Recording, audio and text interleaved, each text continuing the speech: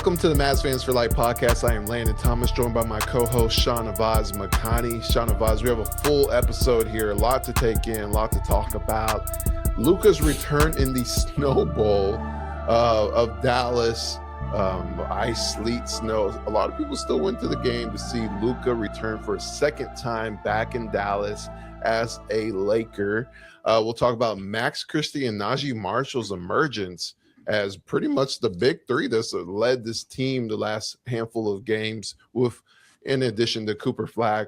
And then PJ Washington and Daniel Gafford struggles as they try to find the rhythm this season, mixed with injuries. And then AD, the trade deadline is coming soon. So we'll talk about that. What should the Mavericks do? What should AD do? What does Rich Paul keep wanting? What does Rich Paul want? That's more important because he makes sure he gets in everybody's business if he is your agent. So we'll talk. So first of all, Shahnavaz, the Lakers came back in town. That was a crazy, chaotic game with ups and downs, ebbs and flows on both teams. The Lakers came out with the win, 116 to 110. What was some of your takeaways from that game? Yeah, it was. Look, the Mavericks had the game pretty much. I mean, in the third quarter, I think that was, arguably the worst third quarter the Lakers have played all year, and then probably the best fourth quarter they've played. And the way they kind of rebounded, but I think a lot of that had to do with a couple things. I think there was some. I don't want to say effort, because effort may be not the right word, but there was definitely some mental lapses, I think, for the Mavericks in the fourth quarter. I mean, we saw, I know we'll get into Gafford and PJ's struggles, but that was on full display last night. I mean, careless turnovers, easy shots that were missed.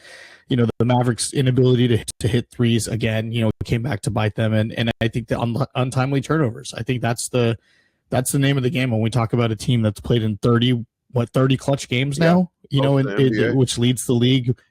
Yeah, leads the league. I mean, for one thing, it says a lot about this team. The fact, for all the turmoil that they're still in a lot of these games, which, I think says a lot, and a lot of credit goes to the players and Jason Kidd and all that. But, the Mavs should be better than their record in games like last night. Is, you see those struggles on full display, especially the turnovers in the fourth quarter. Some of the, great defensive plays, the Caleb Martin block on Marcus Smart, but then Marcus Smart's the one who gets the rebound and gets fouled. It's kind of like those are plays the Mavs should be able to get the ball back, and push in transition and take over. And so it's the same problems that have plagued this team all year. And it's something you have to live with, right? Because the way this team is constructed, it's just the way it is, and we're getting close to the trade deadline. We'll see what happens in terms of, how this roster takes shape. But there's a lot of things that this team needs to fix. And, again, they should have a better record, but some of these careless turnovers and untimely mistakes and things like that, it's just the same issues plaguing this team over and over again. I think you saw that very well in the fourth quarter last night. Yeah, I agree. First of all, it was good to see Luka back. It was, before I even get into the Mavericks side of it, it was good to see. It was two folds of his first return to Dallas and then last night. It's just way different. The first one, obviously Nico's in the building and the crowd's going crazy. A lot of distractions for him personally and on the court as well. A lot of emotions in the first game. It felt very gloomy to be in there. Now in the last night, you see him happy to be home. Like you see him being himself. Is weird because the first game was very emotional, a lot of tears and a lot of just a lot of flashbacks for him, to the situation that he was in.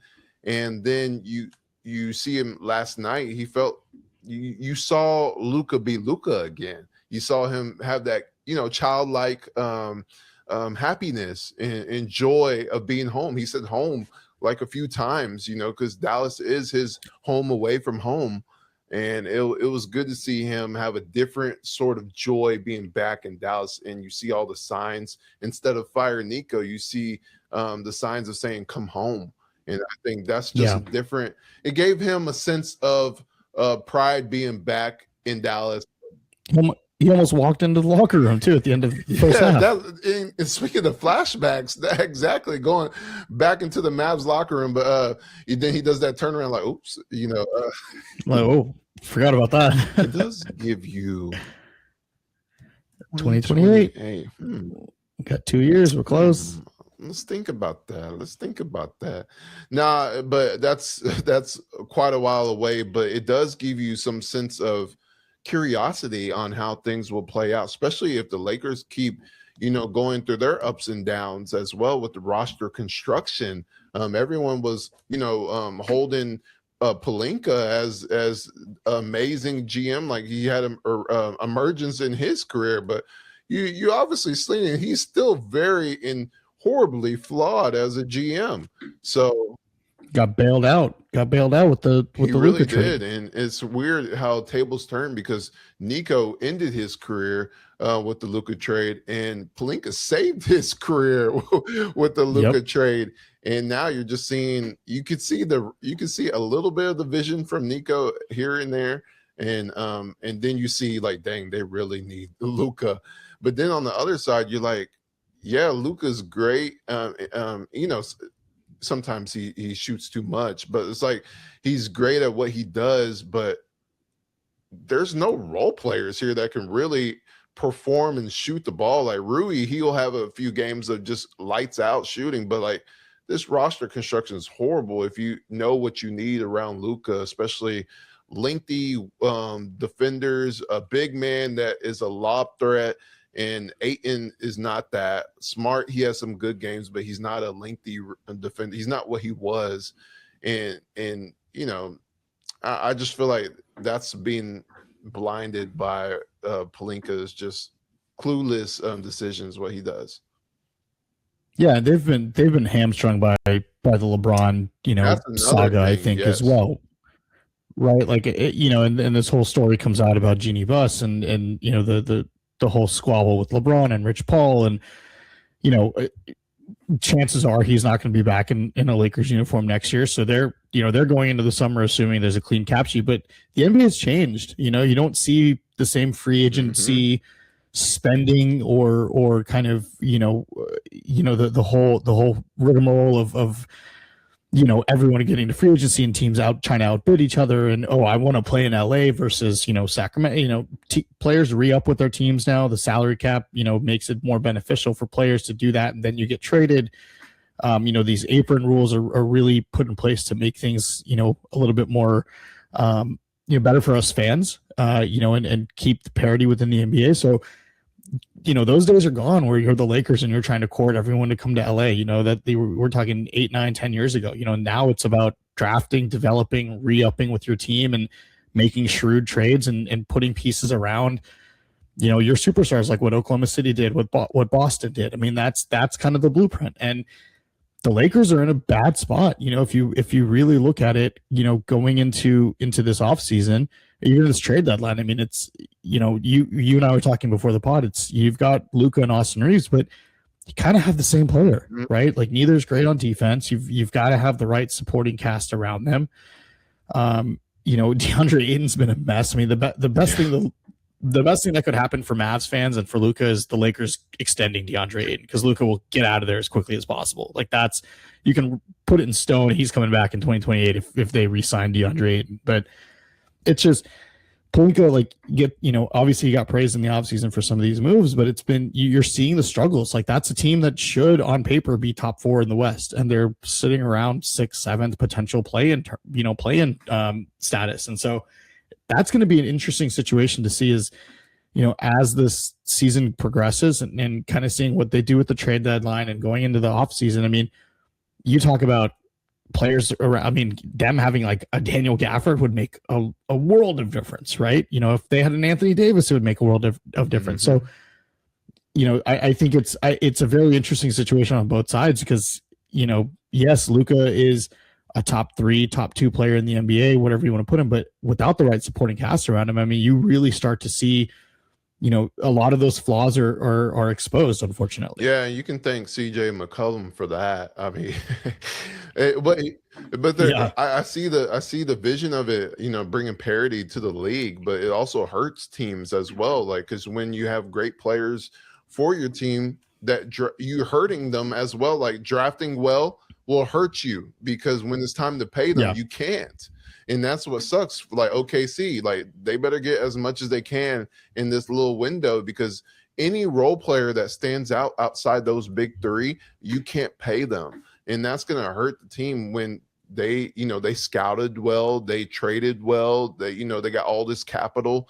So you're pretty much going to have to strategize every single season more than usual. Like I do miss those days where in the offseason, you would hear who's visiting a team, just like it's college, you just visiting a team and seeing how they can pitch to you that you're that player. And then now it's just like they're, like you said, it's either either a player re-signs with his team and gets traded, or they try to see where the money is. And that's where the thing is, because players like Anthony Davis, we'll get to it later. It's not a time in the league where you have cap, you can go get a player. It's just a crazy time in this league. But getting to the Mavericks side of that game, you're seeing the beauty of it, and we can get into the second topic with Max Christie and Naji Marshall. I was thinking about even doing us talking about Caleb Martin as a topic as well, because he does deserve the praise that he's getting. So I'll start with him. Caleb Martin, it's really nice to see, obviously, especially in this, they won 4 out of the last 5. I think 6 out of the last 9. But when you look at this team and look at Caleb Martin get consistent minutes, I guess you see some players like he's been a shell of himself, since he's arrived, and he had an injury. It takes time to get back, but also on the court, it took him time to get back as well. And with consistent minutes in the last handful of games, you really see the beauty of his game. Like last night, that's one of the reasons why they lost as well. Not you pointing out the offensive side, and then Caleb Martin getting taken out of the game on the defensive side, because he was the best player defensively for the Mavericks last night. He was holding. Obviously, Luka had a good game, but like he was making it very tough for Luka and for the whole team of the Lakers when he was on the court. He was giving them a lot of edge and a lot of tenacious defense. And I think he's been really good, especially his shot. Like what in the world? Like he was making all his threes. Like that's Caleb Martin getting his confidence. Yeah, his shooting form is different, but like they were going in, and that's what you see the beauty of Caleb Martin. Being not only just you get his rhythm back, but also being a contributor to the Mavericks, what game plan, what they're trying to do. Because all we heard was Quentin Grimes, what a disastrous trade, just in addition to the Luka trade. But at least you're seeing him, how he can be serviceable for the team. Yeah, and especially with the struggles of some of the other big men for the Mavs and the injuries and things like that. We've talked about it so many times. When you get thrust into a position like that, you've got to make the most of it. And Caleb Martin's not a scorer, right? He's not a guy that's going to come in and give you, average 15 a game and all that stuff. I mean, I think he's averaging 5 points a game, but look, 17 last night against the Lakers. When the Mavericks have needed him, he recently has stepped up. And that Quentin Grimes deal is always going to hang over his head. But again, it's been a year. It's we'll get into Max Christie, obviously, but you've got your Quentin Grimes replacement there. So Caleb Martin brings more of a defensive tenacity than other players off the bench. Yeah. I think he's a very good kind of energy guy, and you can tell that that his teammates trust him. You saw he had the missed 3 and then the swing pass from Brandon Williams, and he knocked it down, and Coop's yelling, "That's trust, right? You let Caleb Martin shoot. If he's got the open look." This is a veteran guy who's been on championship contending teams, right? But I think we forget, he helped lead the Miami Heat to the finals a few years ago, right? He was a key cog in that machine. And so, I think there's there's a stigma over him just with everything that happened last year. But when you look at his contributions on the court, he's not there to be a scorer. He's there to be that kind of on-ball defender, a guy who can, make the right pass, who can, take the shot when necessary, but really play high intense defense, get steals, get in the passing lanes. And he's done a great job of that recently, especially with the struggles of guys like PJ Washington and Gafford and the injury to Derek Lively. You kind of need extra bodies. And Caleb Martin is definitely proving that he has a spot on this team. Yeah, he has. And then going to Christie and Naji, I mean, my goodness, they have been the big three with Cooper Flag here as of late. Max Christie, his last 5 games have been really, really solid, especially his confidence, because last year he was just a catch and shoot 3-point shooter and defender, but now you're starting to see more of his overall game, and you're seeing the confidence. And that's what's so crazy to say, because these are NBA players. They were always the best player on their high school team, their college team. That's how they made it to the NBA. And then you find your avenue in the league. But Max Christie is different. Like, he's evolving every single year. He's not getting put in a box. Like, you're seeing kid tell him to shoot even more than he's already shooting, and he should, because he's a top shooter in the league. But he's also doing the dribble drives. He's also passing. He's also defending still, the best perimeter defender along with Naji. And it's just beautiful to see his game, because he's still young as well. In the last 5 games, he's shooting 20. He's scoring 20.6 points per game, 3.8 rebounds, 2.6 assists. But his field goal percentage 48.6, and then his 3-point percentage 45.7. And then when you look at Naji as well, the best floater game in the league, and that's not just from watching their games and covering their games, but it is the best floater game in the league, just by stats. Anybody under 6'8" or 6'9", he's number one. And then he's averaging 21.6 in the last 5 games, 7.4 rebounds and 5 assists in the last 5 games. And the most thing that stands out is 57.1 field goal percentage. That's insane. What have you seen for those two? I mean, you nailed it with Max Christie. That's exactly what I was going to say. It's the confidence. I think it's a huge change from last year, and you're seeing him. I think Jason Kidd came out and said he wants Christie to take 10, 15 threes a game, and the last 3 games he's averaging double-digit attempts from 3-point range, and he's knocking them down. I mean, I think there's, it's such a stark contrast. I remember from Josh Green and being like, that's the guy that we wanted to be, this corner 3-point specialist who could play defense, and kind of took a while to get somebody who could do that. But man, Max Christie's just balled out, and he's definitely proven to be a key piece of this core moving forward. And he's only 22. I mean, he's young. He's on a good deal. I mean, he's definitely a guy that you can, with him and Cooper, you can build around, as those two, as your kind of foundational pieces. But it's now it's not just the 3-point game. You're seeing him take guys off the dribble. You're seeing him get into passing lanes. He's driving the to the paint a lot more. He's taking those mid-range pull-ups. He did one against LeBron last night. That's confidence, right? And that's having trust in your abilities, and the coaching staff having trust in you to say, go out and play your game, right? We trust you to take the shot. However you want to do it, you've got the green light. And I think for Max Christie, it took a little bit of time, right? We saw there was some hesitation earlier in the year, but he's really come on strong, and it's amazing to watch him play every night. And I mean, what can you say about Naji Marshall, man? I mean, he is just you nailed it with the floater game. I mean, I think it's 69% on floaters. It's just the best in the league.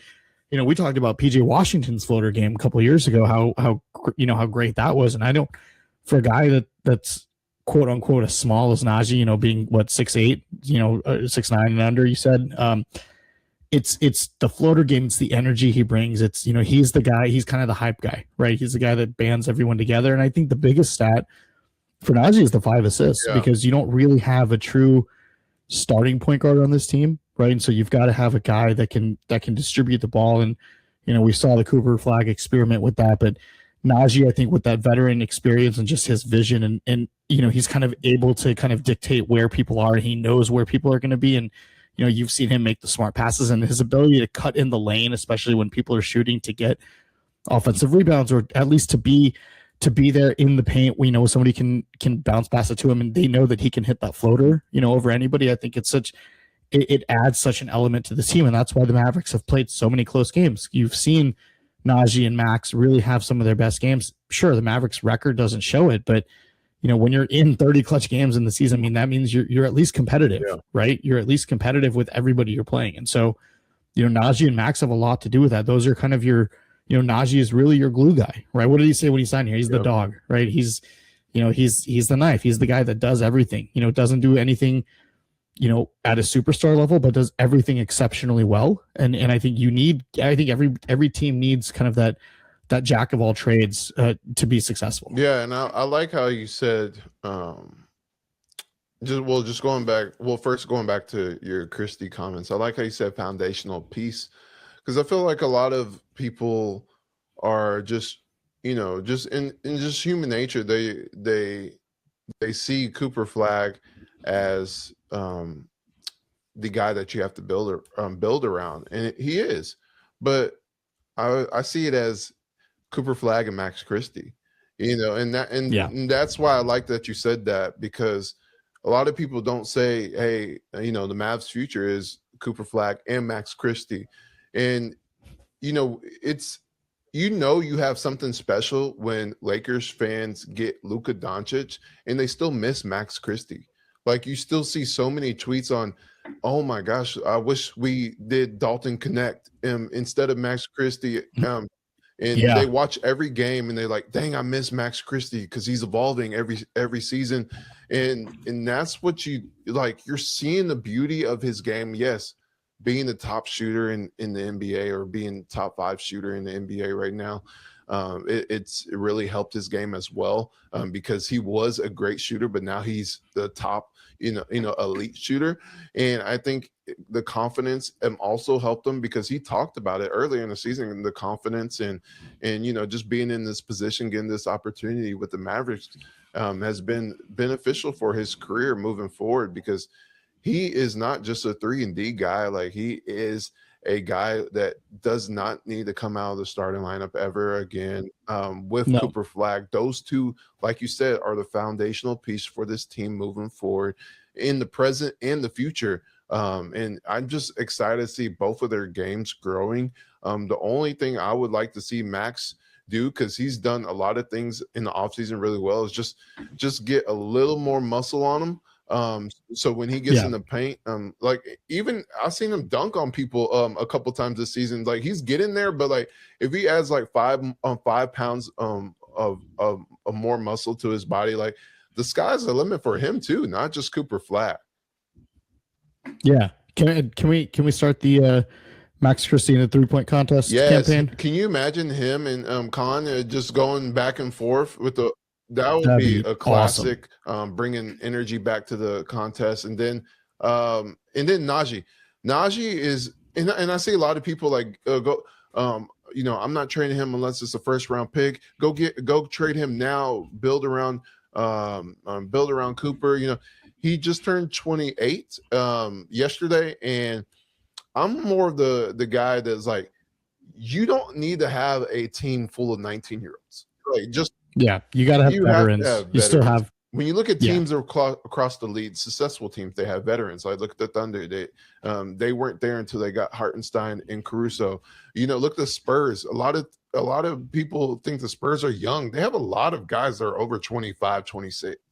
Harrison Barnes, been there, been around the block. There's so many guys around on that team that help the younger guys. And I think you should not, especially when you look how much he's getting paid, why would you trade him to a team that has salary cap struggles and that pushes them over the edge?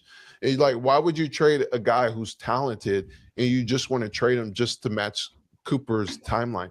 Cooper's timeline is the next decade. So, like, you want guys that help you win. And I think Naji is one of those guys. Like, I would not, if I'm the Mavs front office, I would not trade him just to get a pick. Like, you don't know, like, you could get an Omax with that pick. Like, you don't know what you're going to get with a late first round or an early second, in another player. Like, you see what you have in Naji. The whole league is starting to scout him because they're seeing how good he is. Why would you get rid of that, especially when he is invested into this team? There's no reason to trade him. Yeah, I agree. You see it, and again, his trade value is probably the biggest on the team. Just from if I'm another GM and I'm looking at the Mavs, that's a guy that every team wants, right? A guy who can, again, do all the little things. He doesn't do anything, at a superstar level, like I said, but does everything exceptionally well. His nickname's the knife for a reason, right? Yep. I mean, I think every team could definitely benefit, especially contenders. That's a guy that you can plug him in the starting lineup. You can bring him off the bench. He can give you 20, 30 minutes and put up 15, 15, 5 and 5 easy in a heartbeat, right? But to your point, if you're a young team like the Mavs, you want a guy who's, who can help mentor, right? You've got Kyrie, but Kyrie's injured. You need a guy on the court that can do that. Clay's not going to be in this league much longer. Clay might not be on the team much longer, right? But a guy like Naji, who's still 28, still in his prime, that's a guy that everybody can learn from, right? You bring in, more, youthful guys. Naji Marshall is a guy that he can be your de facto leader on this team, right? While Kyrie's out, that's what he's been. He's been kind of the voice. He's been the kind of the front and center guy, for this team, amidst all their struggles. I don't think you get rid of a guy like that. It's so critical to have him. You mentioned Caruso and Hartenstein on the Thunder. I mean, the Mavs aren't there yet, but you look at all these young teams, the Spurs, to your point, that are making progress with young people, with young stars. They've all got these veteran leaders on their team to help kind of guide, and players that have been there, in this league for a while. You've got to keep those guys around, and especially a guy like Naji, who's just so much fun to watch and just so much fun to listen to, and you can tell he loves playing for this team. He loves his teammates. I mean, you don't get rid of a guy like that. Especially when especially a guy like him who gets here and he's playing with Luka and he's thinking, hey, we're about to be a contender, and you get through all that chaos that happened, that transpired last year, and he's still invested in this team. Like, you still listen to him, and the words that he is saying are really hitting home, because you see a guy who's not only invested in this team, and he's saying that this team is growing collectively off the court, not just on the court, but off the court. You're seeing the camaraderie that you saw before Luka got traded. It's finally getting back. When you get Nico out of the no more distractions, and it's starting to hit home, but also on the court with Naji. Like, this is the first time he's had this opportunity. With the Pelicans, he didn't have this opportunity. That's why he left. And then with the Mavericks, he's getting additional responsibilities on the court. Like, with the Pelicans, he was here or there. His minutes were never consistent. He had small responsibilities on the court. He shined in those. You saw more of his fights than you saw his game. Yeah. And that's the sad part, because he's so talented, and you're starting to see it with the Mavericks getting 30 minutes a game instead of 15. And you see, like you said, he's not great at one thing. He's good at everything. And just and you're starting to see his 3-point percentage come up too as of late. So once he starts hitting those consistently, not being a good shooter, but just every once in a while hit those threes that mean something to the game. The sky is the limit for him too as a role player, and that's what I like about him and Max Christie. You got to keep those guys around. Even Dwight Powell, shout out to him as well, because he's playing hard. That's what you're seeing with this Mavericks team. If you want to tank, you can't play Max. You can't play Naji. You can't play Dwight Powell. Can't play Dwight Powell. And that's what I love, because Cooper is seeing that. He's not saying, hey, we're the Wizards and we're going to play all of our young players and just lose every game so we can get a top pick. No, Naji is not. Or the Jazz and say everyone's out with illness. That's another thing. The Jazz too. They've been doing this for like 6 years. Cooper's seeing Naji fight. He's seeing Max fight. He's seeing Dwight Powell fight for wins. And that's the players you need around Cooper. And that's his personality too, right? That's Cooper Flag's personality. Everything we know about him is, you saw his mom dancing. Like, they competitive. Yeah, he doesn't want to lose. He hates losing. He doesn't, and it's a blessing in this, it's a blessing for the Mavs, obviously, to get the to get the number one pick and be able to draft him, but it's a blessing for Coop too. A guy like that who has that desire and that fire inside of him. I mean, going to a team like the Wizards or the Jazz, I mean, where you're just stuck in tank purgatory, right? And you're just, always trying to, get a top 5 pick and you keep building and building. I mean, you want to be on a team where, sure, you may be losing, but look, the Mavs are in play-in position, right? Say what you will about whether the Mavs should tank or shouldn't tank. They're in playoff position. They're struggling with injuries again, more so than any other team, it feels like, the last few years. But again, the clutch games, I mean, this team fights. This team fights and plays hard, and you can see it.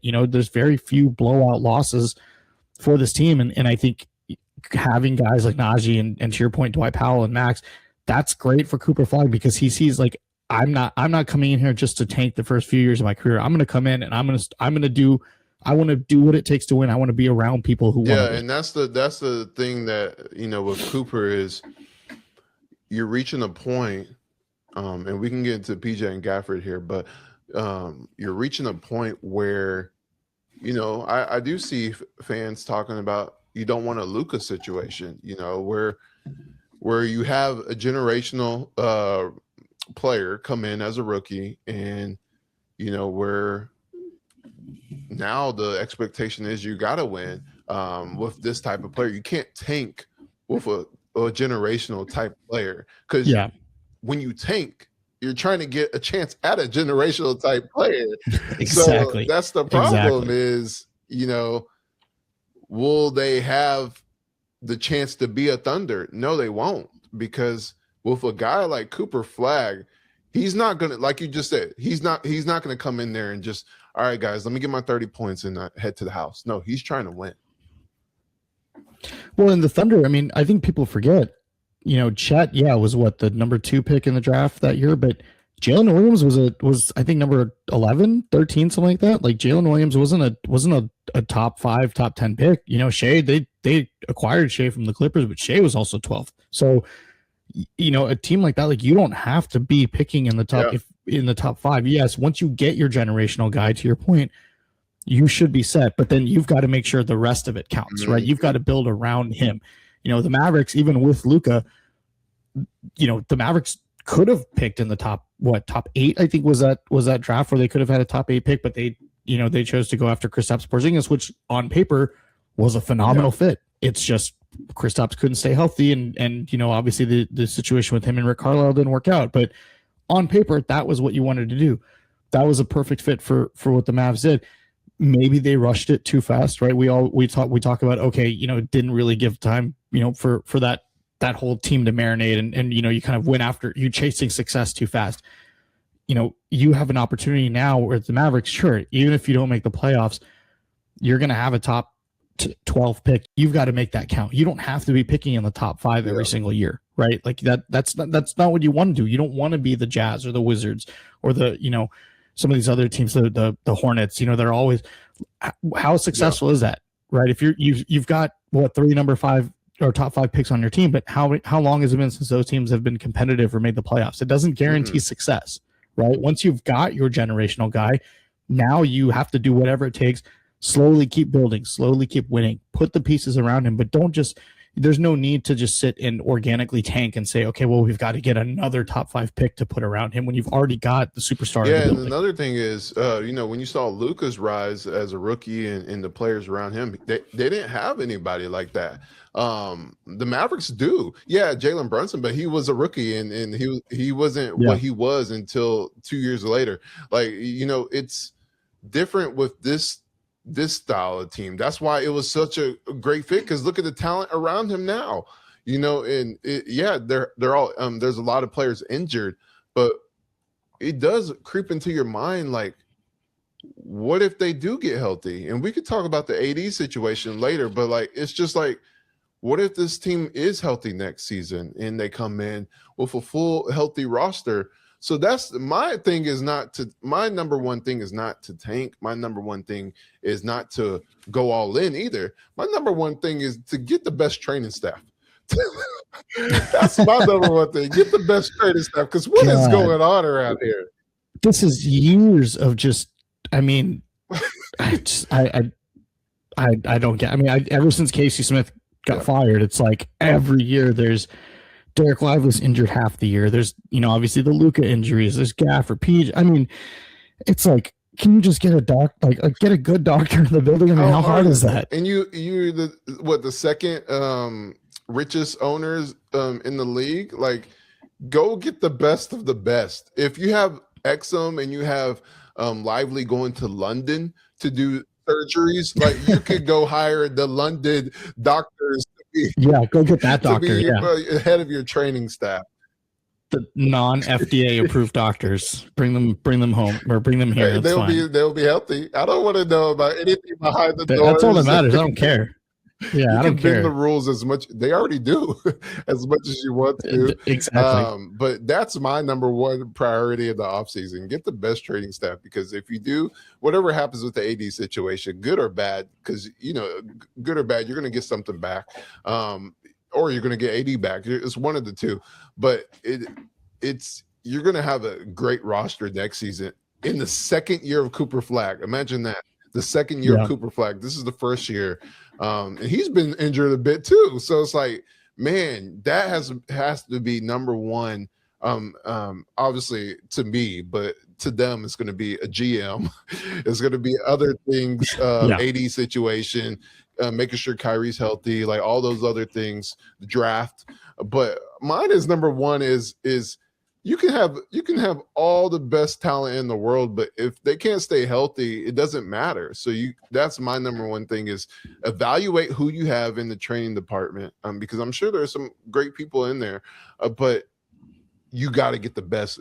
I don't care who's in there. like, you have to get the best to bring them in there, or keep the ones that are good. You have to have the best training staff in the league, not just for your team, but in the league. Like, assemble the Avengers of training staff for this team.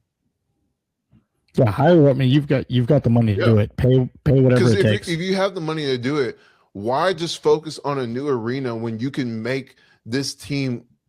You can make the team the best in each area. Get the best communications department, get the best marketing department, get the best training staff, get the best, PR,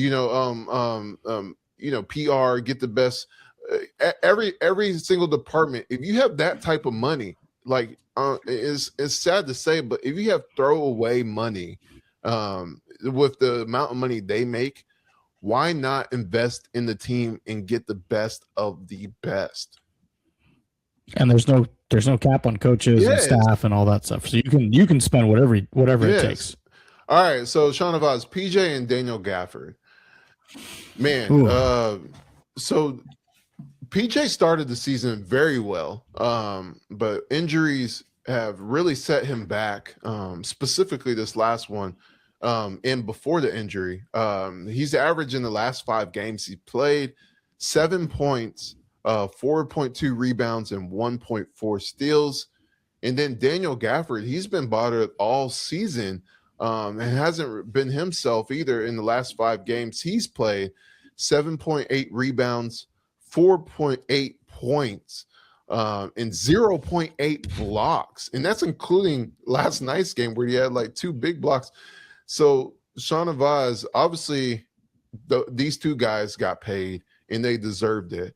But, with the struggles that they're having, either injuries or just on the court struggles that you've seen of late, what's really stood out to you with those 2 guys?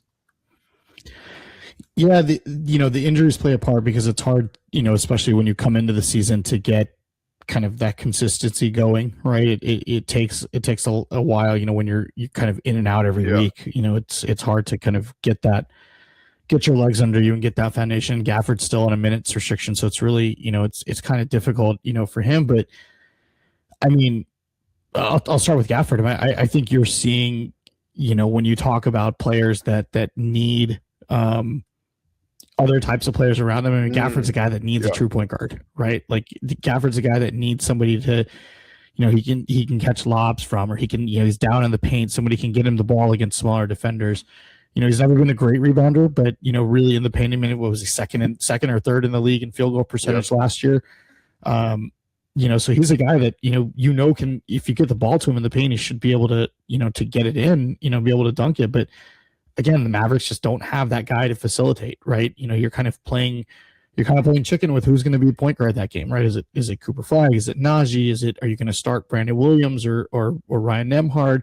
Or are you going to go with a no point guard look and start Max Christie at guard like you did last night? So, I think that's a big struggle for Daniel Gafford, and I think that's why I think that you've heard a lot of the rumors about him potentially being moved, and his contract is very movable. And I think you also have to determine, is he really a fit on this team anymore? Like when you talk about the Mavericks don't take a lot of threes, they're not a great 3-point shooting team.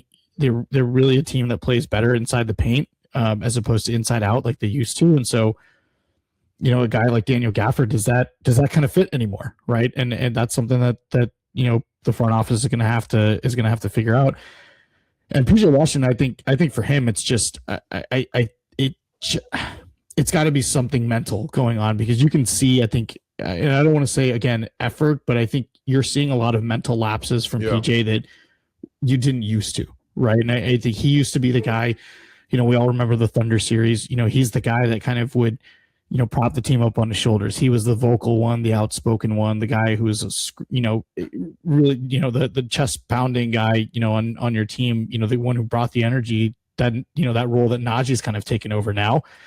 I think it's mental with PJ. I think he's just got to get into his own, get out of his own head. I think you're seeing it on the court. There's a lot of lapses in judgment in terms of some of the passes he makes, the ball handling, that you just didn't see anymore. He's taking way more outside shots than I'd like him to. I mean, we talked about his floater game, how great he was, the last couple of years, and he seems to have gotten away from that. So for him, I really just think it's mental. I think it's just him getting out of his own head and kind of, again, consistently staying on the court and playing, I think is going to play a big piece in that. So I think as he plays more, now that he's recovered from that injury, hopefully we'll start to see some improvement on that end as well. Yeah, I agree. And, it's tough because PJ, it is mental because he has different roles each time he gets back on the court. When you look at at the beginning of the season, he was the guy he was really the number one option for this team. And then, he comes back and it's a different role. Cooper Flag emergence and Ryan Nembhard has the ball a lot. And then he gets injured and then he comes back. Now he's coming off the bench because that's the other thing, right? Are you starting? Are you coming off the bench? Like, what's your spot in the rotation, right? Like, how many minutes are you going to play? Like that plays a big factor as well. It is for an NBA player, especially like PJ, because to him, he got paid, so that's good. Like now you focus on basketball, and then when your role is inconsistent, it's tough to do. And you might think, well, he's getting paid million, he's doing all this, like he gets the hoop. Like no, like these are guys, they need to know what the role is.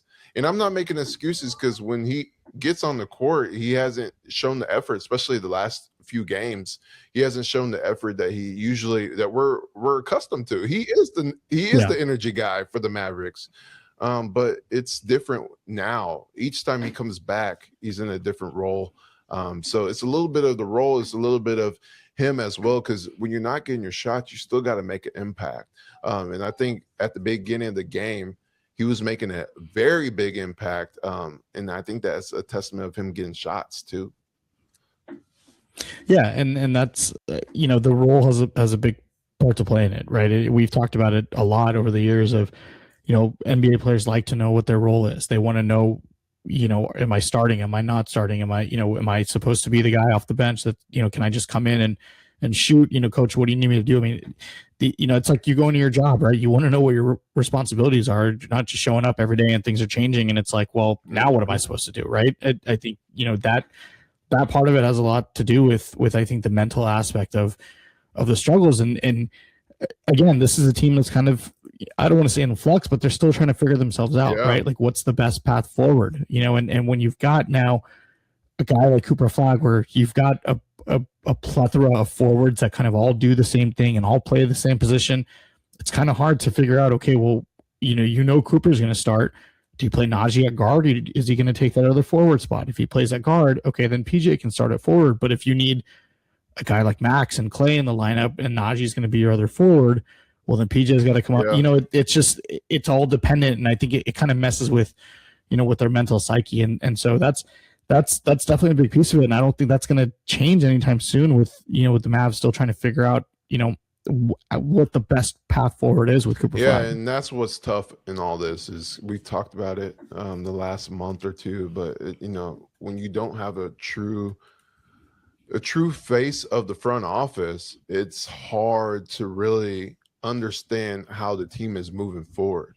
When you have two interim GMs, it's not easy to depict where your role is going. Because you got the coach who makes the decisions in the game plan, but you got the GM who really is the guide of your whole tenure with the team. Because he got the extension, Gafford got the extension, and right now their roles are in limbo, like you said. And that's not a testament to their skills. It's an overlap of style of play. Like you just mentioned, with you got PJ, who is incredible at what he does, but then you get Cooper Flag. So, and then you got Gafford, who's incredible at what he does with a point guard, like you said. Yeah, I agree with that. But then you bring in AD, and you have Lively, and you got Musa, who's just as good. Your front court is so it's just there's so much depth there, but that makes it very hard to figure out who's going to play what and who's how do you split that up, right? When you've got 6-7 guys that do the same thing, and that's hard to do. And when I look at Daniel Gafford, because I like Daniel Gafford, and that's the problem. Before this season, he was the most dependable big, and now he's just as injured as the rest of them, and it's tough. Because if I'm a GM, and that's why it always goes down to who's the GM, because what is their vision? It don't matter what's going on right now. It matters on who is coming in and taking that spot, and that's we can talk about it with the AD trade topic, but like who is coming in that chair? Because whoever is coming in that chair is the face of the front office. And it's their vision. It don't matter whose vision it is right now. It matters when they hire a full-time GM, because do they like Gafford? Do they want to look around the league? And who do they like on this team? And who do they do not like? And what value do those players have? So there's so many variables into roster construction that goes on day to day around the league.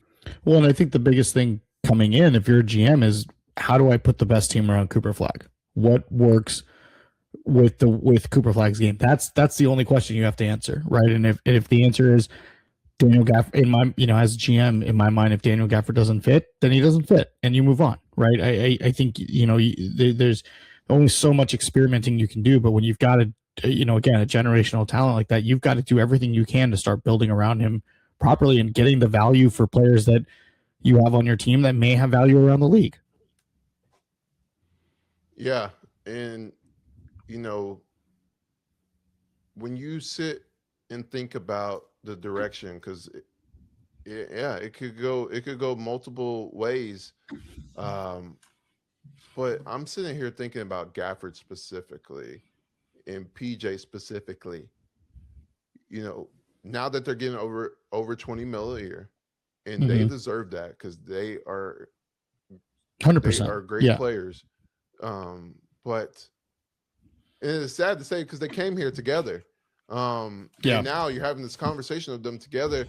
And it's struggles. You're always going to have struggles within the season.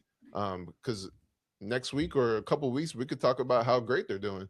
But when you think about it as roster construction and how much players are going to make, because if you have a top pick, they're going to have to come with a salary too. And just with what are you going to do with Brandon Williams? What are you going to do with all these players that aren't getting paid right now? and look at Musa, Cisse. Yeah. If it, Nemhard, Ryan guys, you got to Nemhard, convert. you got to convert them to you got to convert them to main roster players.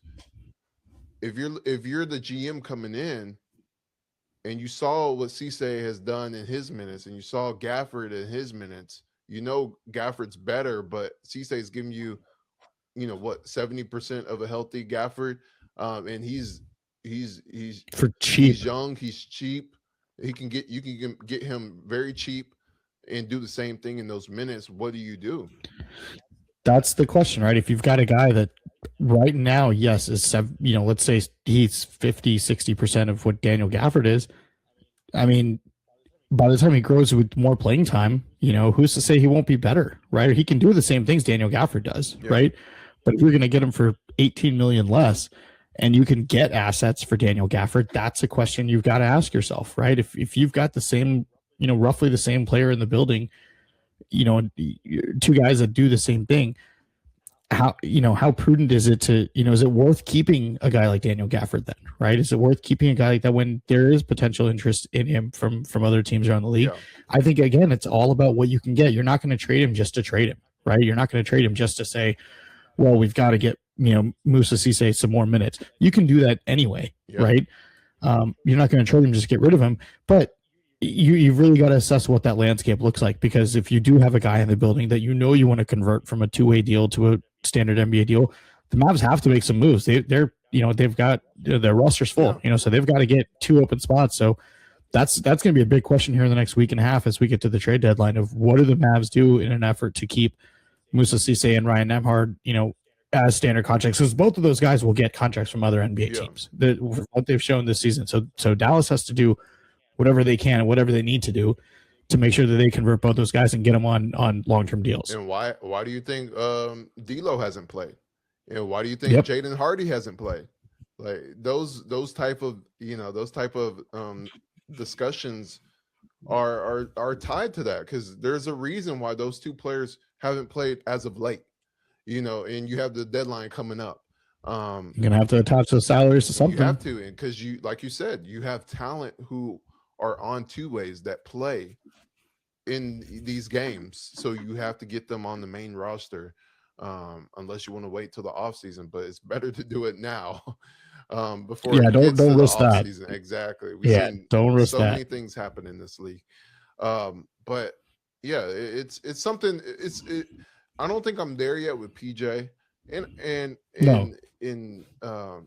even Gafford. I don't think I'm there yet, and I know it's a league where it's every day your opinion changes. But those two guys, I think you hit it right on the spot. Especially with Gafford, they just need a point guard. And I'm not talking about just a guard that comes in and scores a lot. I'm talking about a point guard who can do everything, and not like a Naji, but in a point guard style. But, where it does not one thing great, but does a lot of things, because that can pass like Ryan, but that can score like Brandon. But that also has the a guy like Kyrie Irving would be real nice right now. And that's what's crazy, because I haven't seen this team with Kyrie. But you also need a guy, and I don't know if I'm there yet either with Brandon Williams or Ryan Nemhard as the backup PG. I feel like those are great guys as a third guard. But I think the Mavericks still need a point guard right now behind Kyrie, so he can start when Kyrie's out. And he can be the sixth man when Kyrie's there. So I think maybe it is like a Kobe White, or so those type of players that can be a fringe starter, a fringe sixth man on a good team.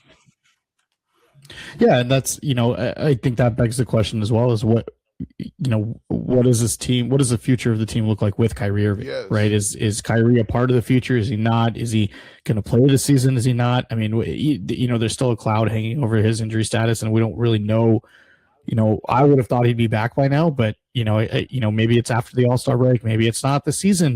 There's still a lot of questions to be asked, and that's what makes this trade deadline so intriguing, because you really don't know which way the Mavs are going to go. A lot of it has to do, I think, if they're still in it, they're the 11th seed right now. They're one game, they're right out of the play-in. But is Kyrie going to come back to be able to get this team on a run, or is it let's not rush him back this season, like give him the offseason to recover again and assess this in the summer. I think that's a huge question that the Mavs have to ask themselves. And to your point, you always bring it up, they don't have a GM. So what are you supposed to do? That really depends on Kyrie, because you can a GM would have those conversations with him, and the coach, like you would have J Kidd, the GM, and Kyrie have those conversations together, collaboratively have those conversations, because Kyrie's different. He loves hoops. He's kind of like Clay, where it doesn't matter the situation. He can come back now if he's healthy, or he can come back next season, but he loves hoops. And that's the beauty of him and Clay. Like, they just love basketball. But at the same time, if health-wise, if it's a risk, you want to wait till next season. So there's a lot you need the training staff in those conversations as well. So there's a lot of things that go into that. So I wish, like you said, a GM was in that role, because Finley and Riccardi are great, but at the same time, you need a true GM that's looking at everything and saying, hey, Kyrie, like, we need you now to make this a play-in run, because AD's coming in a few weeks, or you need a GM to say, hey, Kyrie, let me sit down with you in the offseason so we can together discuss the vision that we want for next season. Yeah. So you're fully healthy, you get a full training staff, training camp, and we assemble this roster how you want it. Because I think Kyrie, just from knowing him, I there's no inside or anything, but just talking to him and just knowing him and what he's done for me and what, and just having those conversations, I feel like he has a place that he can call home in Dallas, and that's what he's been missing in his NBA career. Like, he's gonna ride or die with this team, and I think he's looking for that stability where he can end his career at one place that he spends like 6, 7, or 8 seasons. Yeah, and I think that's a huge piece of it, because when you talk about going the offseason and the GM talking to Kyrie and saying, let's assume it's Dennis Lindsey, right? Who I think we all pretty much assume that's who the hire is going to be. But let's for sake of this conversation, let's say it is. He comes in and says, look, we're going to build around Coop. We don't plan on contending in the next year. We'll be a fringe play-in team maybe, but our goal is to build this team and get youth. And do you still want to be here? We want to do what's right by you after everything you've done for this city and for this franchise.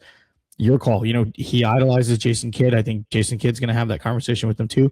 Mm-hmm. To your point, Kyrie's been looking for this his entire career. So I don't think it's a foregone conclusion that Kyrie's going to come in and say, trade me to a contender. Like, I want to win another ring. He doesn't need to. He's a Hall of Famer. Like, he could retire tomorrow and he's in the Hall of Fame. He's immortalized for that shot over Steph Curry in the finals.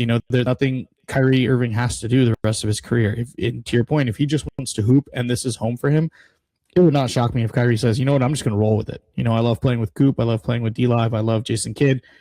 I'm just going to come out and ball, and I'll be a mentor to these guys. Again, you need that veteran on your team, and what better leader than a guy who's been through the ringer, been through the ups and downs of the NBA than Kyrie Irving. Yeah, I agree, and that leads us to our last topic, Shahnavaz, AD. Oh boy, because that's really what it boils down to. Like, you can have all these discussions with Kyrie and Cooper. You can have all these discussions with Cooper on how you want to move the next 5 years, or what's your vision for the next 3 years, but it really starts with AD. Like, what is going to happen with AD? And like you said, it's tough to do without a true GM, because what if the GM that comes in likes AD?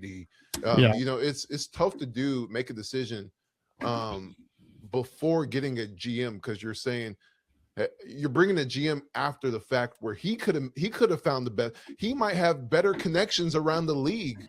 And you say, hey, I'll give you AD for this, but you got to give me this. Like, he might have those conversations that Riccardi and Finley don't. So what's your thoughts on this whole saga on trade AD, don't trade AD, what AD wants, what Rich Paul wants, what the Mavs want? Yeah, the injury really throws a wrench into all this because I think before that, I think he was playing well. There was a good stretch there where he looked like AD, the Yeah, AD that we've come to know. Um, Again, when he's healthy, he's a top 15, top 10 player in the league, but it's the health, that's availability is the biggest thing. We've seen it with Kristaps Porzingis. You know, I don't, the injury doesn't make me think he can't get traded because the Mavs traded for Porzingis when he had a torn ACL. The Mavs traded for Anthony Davis when he was injured last year. So having an injury doesn't necessarily mean you're not going to get moved. yeah, The question is the value that you're going to get back, right? And you hear all these rumors about Rich Paul wants him traded and AD wants an extension and he wants to stay in Dallas. And I got to hand it to Patrick Dumont and the front office for saying we're not just going to trade him, for anything. We're going to do what's best for the team. I think that's a smart move. Not giving into the kind of the power move by Rich Paul. If that's the case, look, it's going to be dependent on what you get back, right? Like if there's an Eastern Conference team that really feels that they're an Anthony Davis away, if there's a team that can rest him, and say, we just need you for the playoffs, man. Like you can sit out, until April, come back, just hoop and play in April, and we need you for the playoffs. That's it. If you can get something back for him, get a draft pick or two, I think that'd be great. You're not going to get the value for him. I don't think, everyone's going to compare it to the Luka trade, but you're not going to get value for AD, right? You're not going to get what the Pelicans got, from the Lakers for him because he's just not the same player anymore. But I don't think you make the trade for the sake of making a trade. I think if there's no offers that come about in the next week and a half that really move the needle in the future for this team, I think you can always look at a deal in the summer. To your point, when you bring in a GM that's got connections across the league, that knows how other GMs work, knows how other teams think, and is maybe able to sway a team one way or the other to say, hey, you know what, I'll give you AD and this, but I need this in return, and they kind of make a deal. Is it hopefully they can get a draft pick out of it, but I think the injury again really throws a wrench. I think the Mavs might, I've been on trade AD for a while, right? You and I have talked about this, and I think really just to get value from him. I don't think there's a future in terms of, when he's on the court, he's fantastic, but that's the issue, right? He's just not on the court enough to be able to move the needle for this team. And so even with Kyrie Irving back, it doesn't do enough. And so you have to get something for him, but I'm also against making a trade for the sake of making a trade, right? I'd rather, if it makes more sense to wait till the summer when you get a guy like Dennis Lindsey in or whoever is GM who's got those connections to be able to make the move then, I would much rather wait until that point.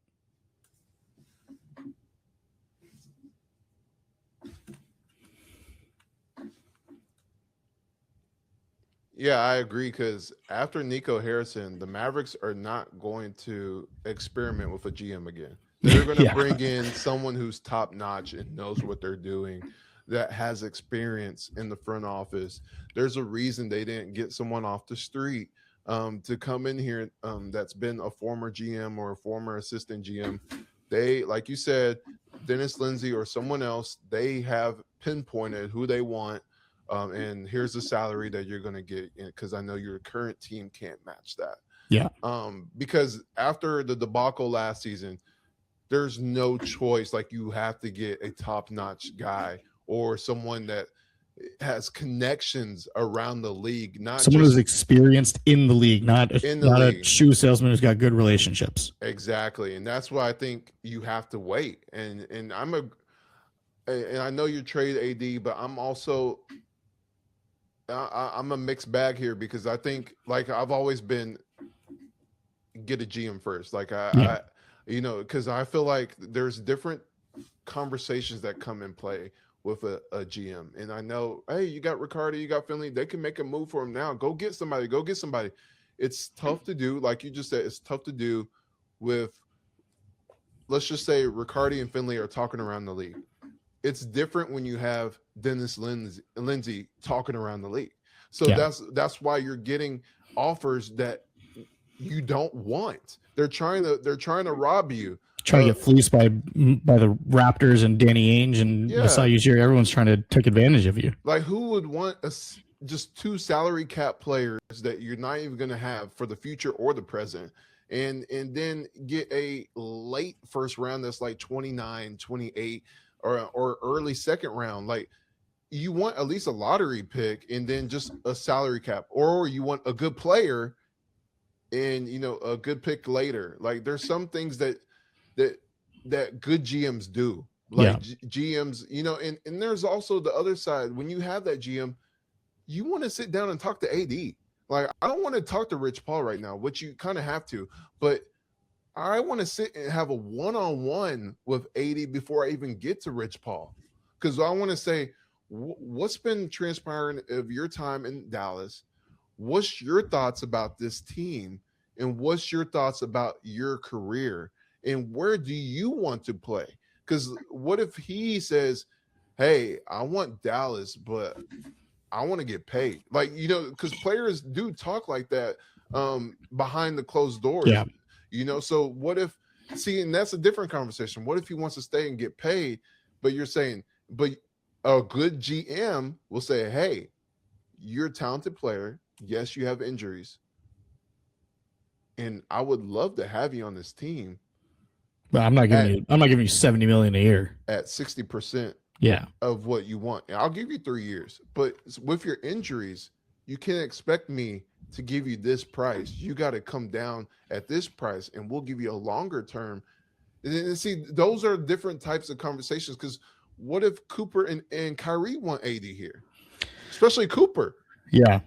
Yeah, no, you make a great point. And I think it's beneficial, especially when you have a guy in the building that has NBA experience, because not only the relationships he's built across front offices, with other executives, but there's also a kind of a trust factor there from ownership as well, right? That you're not going to get fleeced again. You're not, they're going to put in the diligence to say, okay, I know what this team wants. I've been on the other side of these things. I've negotiated deals. I've made deals. I know what his value is, right? And you can have those conversations with AD, with other GMs, as opposed to other GMs looking at this team and saying, well, Finley and Matt Riccardi are just interim GMs. Let's just offer them, diddly squad and hope they accept it, which I'm glad the Mavs haven't yet. And I think you'll see it's going to be hard, man, because it's really going to depend on the offers that come in the next week and a half, right? If there's a team truly that, starts making their way up the standings and says, look, we're in 80, we need 80 for the playoffs, and that's it, right? We don't need them in the regular season. We've got a good core. But we've got a bunch of young players. It'd be nice if Oklahoma City was in the East and hadn't won yet, because that would be like a perfect team, because they could just say, look, we're not going to be able to pay all these guys. Let's ship them to Dallas, get 80. We need them for the playoffs. That's it. But a team like that, a team that really has like a bunch of youth, but is close and is one, kind of key veteran in a way that just needs him for the playoff run, and then kind of, okay, we'll figure out in the summer what to do from a contract perspective. That's kind of your ideal trade partner, but I don't know if that's out there right now. That's the problem. That's the issue. That's the issue. Like you just said, that's the issue, because you can have teams like that are looking for a player of 80's caliber who really have the means to risk getting rid of players. But like you said, it's going to be an issue with who comes back, because let's look at the Raptors, for instance. The Raptors, they would love to have a guy like AD and take that risk, but you don't see the Mavericks wanting quickly. You don't want to see the Mavericks wanting RJ Barrett. Like, RJ Barrett's solid, but like, is he really someone that you want as a top 3 or 4 guy on your team? That's what I'm trying to say is like, you got to see what AD wants, and then and really, if he wants out, or he wants, like you said, or he wants the max, regardless if he's injured or not, then you can, okay, now I know where you're at. I know where your situation and what you want. So now I got to talk to Rich Paul.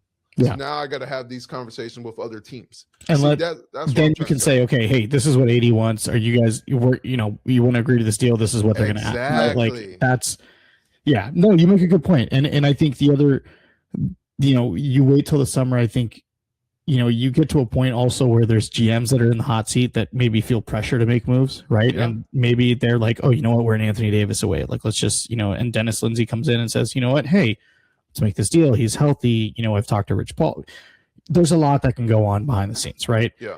But I think, again, you can't make a move just to make a move, right? It's got to be legit. You've got to do something, whether it's draft picks, whether it's player. You can't just do a Kristaps Porzingis salary dump. It's not. I understand you want to clear the books. I get it, but we've talked about free agency, right? Free agency is not what it used to be. So clearing your books really doesn't do you any good unless you're getting a talented player. Are you getting a Zachary Richardson from the Hawks? Are you getting a top draft pick? That's what you should be focused on. If you're not going to get that in the next week and a half, wait till the summer, bring in a GM who can go in and try to fleece another team or convince another team to get you something good. It makes no sense just to deal him for cap relief. And that's where I'm at. That's why I always say wait till a GM comes in there, because not only the points that you just brought up. If I'm a contender in the East, because the Mavericks aren't going to trade him to a contender in the West. No way. You have to match his salary, so you have to get rid of either a big salary dump, but you're still going to get rid of at least one or two players in your rotation. Yeah, and that might mess up your chemistry, like the Pistons. That might mess up what you've been building, because now you really got to look at teams that need AD to get to the top of the East, and that's like the Hawks, the Raptors, like those type of teams, because the Celtics are not going to want to get AD. The Pistons are not going to want to get AD because you have to match his salary and you have to get rid of a lot of players or a few players that you really like. Yeah. And, it would be different if AD was healthy, especially now with Giannis hurt, with Ja Morant hurt. He would be, the bell of the ball at this point. He'd be the number one target. Everyone would be going after. I think then you could reasonably say, okay, we can make a deal. But, with him injured, I think teams just don't know what they're going to get, right? And to your point, exactly. unless you're a team that can say, well, we just need him for the playoffs, you're not going to give up as much. There's nothing valuable to give up than if you just need a guy for 6 weeks. So you've got to, again, like you said, I'm still on team trade AD, but I'm also realistically like, don't just give him up for nothing. He's still a talent. Like AD can still help you when he's healthy. Yes. So you've got to get something back in return for him that's going to help you in the future. And if it takes waiting until the summer to do that, then by all means wait till the summer. And I'm at the point where I'm like, yes, if you're going to trade him, like half of me is with you. If you're going to trade him, it has to be a young rising player. And that doesn't mean star, just a young rising player. Like you said, Richard say, like something that you can build with. Yeah. Like you can add to the foundation. Like that's on the same level as a Christie, something like that. You don't just get salary cap relief in a pick that could turn out, and I'm sorry, but it could turn out to be Omax. Like a first round pick, in this draft, but I want a lottery. I don't want to. Yeah, it's got to be lottery. You can't get something in the 20s. It's not going to make a difference. Exactly, because they already have so much talent on this team. Even if you get a late first round, like the 28, 29, they're not going to play. And unless you're a guard because they had injuries. So that's what I'm saying. Like you need a lottery pick in this draft, and you need a player that you can build with. And if you're not going to get that, I would wait till the offseason. Well, the other thing you brought up a good point is you got to talk to Jason Kidd, because you look at the bringing in D'Angelo Russell last year. That was the big hype move from Nico Harrison, and D'Lo's riding the bench. They're Jason Kidd cannot stand to play him. So you've got to communicate with your coach and say, who do you want on this team? Like, who do you think you can coach? If it is a young player, you don't want to trade for a young player that Jason Kidd's going to be like, this guy does not fit with us. Like, he's just going to ride the bench and let him go like Jaden Hardy's doing now, right? Like, it's got to be somebody who can come in that Kidd says, you know what, I can coach this guy. I can put him next to Coop. I can put him next to Max, put him next to Naji, and he's going to thrive because I know exactly how he's going to fit. You've got to have that internal communication as well. With Jason Kidd especially, to be able to figure out, okay, here's the offers we've got, or should we wait till the summer because here's who we could potentially get. Who do you want? Who can you coach? And who knows? What if the GM has a great relationship with AD as well? And what if the GM wants AD to stay? Because all the players on the team are in a win now mode. So Yeah. what if the GM wants AD to stay at a lower cost? So it's a win-win for both. And then you know, if AD does want to stay in Dallas, and he's willing to take a pay cut that's good enough for both sides, um, then you can say, all right, well, now that I got this situation fixed, if he's healthy, he'll help us. If he's not, we have other guys who can hoop. And then let me pivot to Gafford. You know, so Yeah. you gotta have those conversations with AD first, because you can't just go in there. Okay, I'm trading AD right when I get a GM job. Like, no, you gotta see what he wants, and then see once it's you know where he wants to play, then you go to, okay, I know you want an extension, so let's talk finances. If Yeah. that's where you want it to be, and he says, hey, I know I'm getting older, and I know I have injuries, so I'm willing to come down because I want to play with Kyrie. I want to play with Cooper. I want to build something with this team that I thought I was going to build with. You know, then you can have a point where you pull him back into the Dallas fold, and then pivot to Gafford or Lively, and see where you can move other bigs, because you have you know, so many of them. But that's why I feel like I'm not all there yet with just shipping them out. And I agree with you. If you do ship them out, get what you want, because this is a decision that is costly, because you can't just ship them out and then get a guy, like you said, who is Cooper's backup, Yeah. and then he doesn't even play much. It's got to be something of value, you know, and you brought this up. You bring in a new medical staff too. If they come in and assess AD and say this guy's, you got to get rid of him. Like, he's not going to hold up. Like that That's also is a piece of it, right? That's a great point, because what if the training staff comes in that you hire the best of the best? I don't want you keep the good ones that's in the current one, but like, get the best of the best training staff. If they come in and say, hey, AD has about a couple of years left in his career and it's not going where it's getting worse. Yeah. Then you can have something where AD say, hey, AD, I got this right here, and this is black and white. So it's, you want to stay here for a much lower discount, or I can help you find a place, get you where you want to go for these next couple of years, next 2 or 3 years, you know, that you have. So there's so many things that it's a lot. These next 2 weeks are going to be really interesting, because you know that you normally we hear a bunch of rumors right now. You know, there's a bunch of stuff floating around, and it seems dead, right? Like, it just seems like there's not.